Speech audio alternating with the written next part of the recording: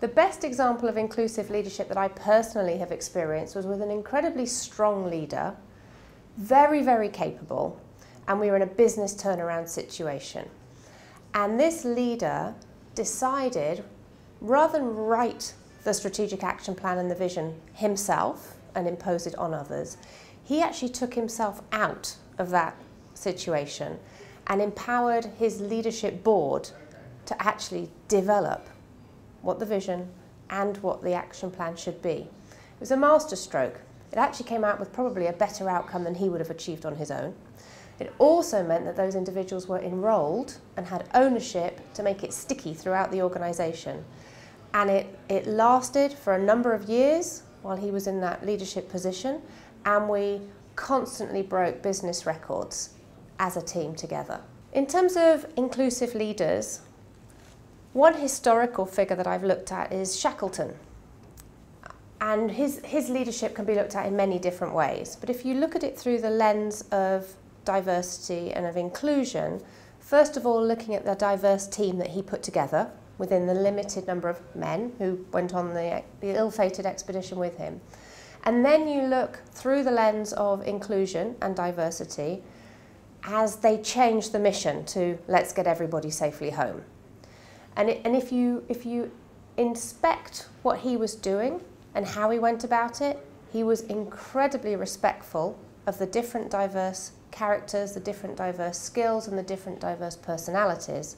And he was very skillful in including all of those in the right way at the right time with all the different challenges that they met in order to get everyone safely home. The best example of inclusive leadership I've seen is actually a really tiny example, so it's a micro example.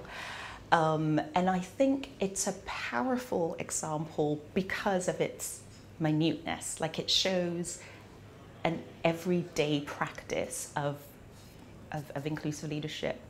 And I was in a boardroom and I was sitting with senior partners of a professional services firm. So these are people who own this business, this multinational business, very powerful, very wealthy, very privileged, very leader.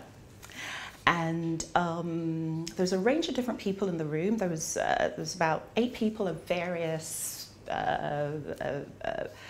levels, right?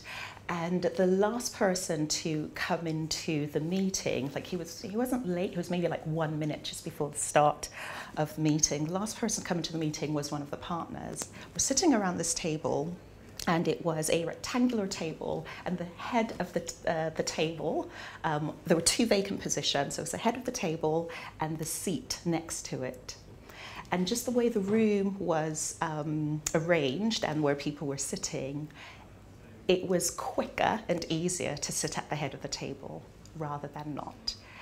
And this partner, this senior white man who runs this multinational organization, walked around the table, past everyone, apologized for being late, walked past the head of the table and sat in the seat next to it. And the meeting kicked off. For me, that was a very powerful action. It was, we're all in this together. I run this company, but I'm very interested in everyone's perspective on this particular issue.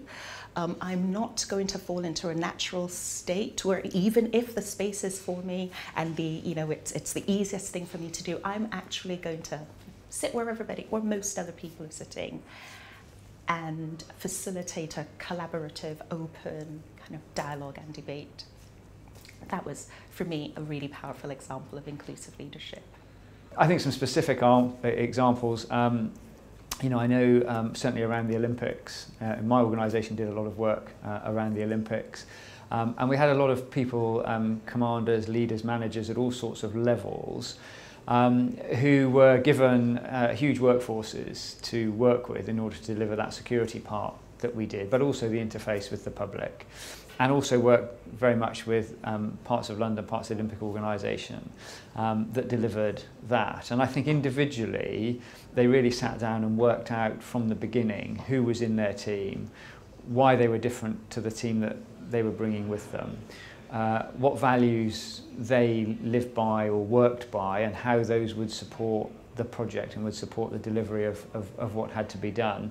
And they did it by a series of workshops, focus groups, initial understanding to get all of those perspectives in, and also in their own organisations. And for us, in the army, it's regiments and battalions.